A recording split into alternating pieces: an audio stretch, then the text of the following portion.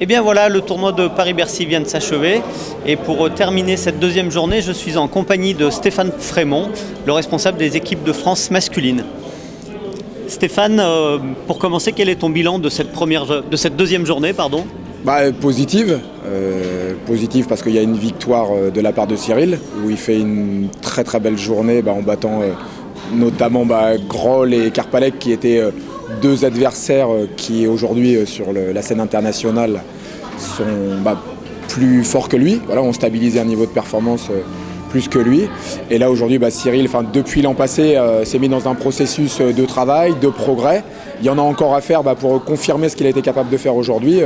Il doit continuer dans cette démarche.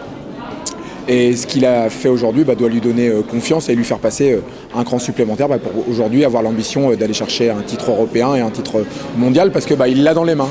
Sauf que aujourd'hui, ce qu'il a entamé, il faut qu'il soit capable de le faire dans la constance avec un cran supérieur à ce qu'il fait aujourd'hui.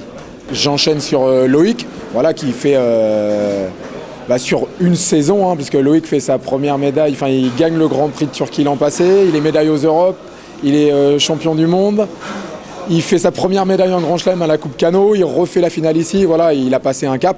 Aujourd'hui, c'est une finale de haut niveau, c'est la finale des mondes ici, avec un adversaire où ils vont se rencontrer dans les 907 jours qui restent à peu près jusqu'au jeu. Ils vont se bouffer le foie sur toutes les compétitions auxquelles ils vont participer. Et là, aujourd'hui, Loïc fait une très belle compétition. Il a un adversaire de valeur sur lequel il va falloir mettre des choses en place, trouver des stratégies pour pouvoir être efficace sur ce type d'individu.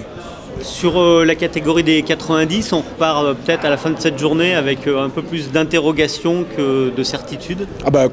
Complètement. On peut être déçu de la performance du champion de France en titre, Alexandre Idir, qui est en progrès dans ce qu'il essaye de mettre en place à l'entraînement. Mais aujourd'hui, il faut qu'il puisse le concrétiser par de la performance sur les compétitions.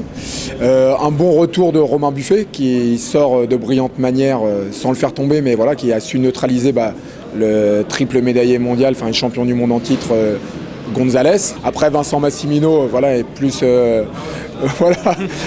passé à autre chose. C'était que du bonus. Ludovic Gobert qui est là depuis un moment et qui passe pas le cap sur ce niveau de compétition. Donc le comité de sélection va se réunir demain et voir quelle stratégie on met en place pour que quelqu'un puisse émerger ou concrétiser dans cette catégorie. Ok. Merci Stéphane. Je t'en prie. Et bien voilà, le tournoi de Paris-Bercy s'achève avec un total de 12 médailles pour les Français.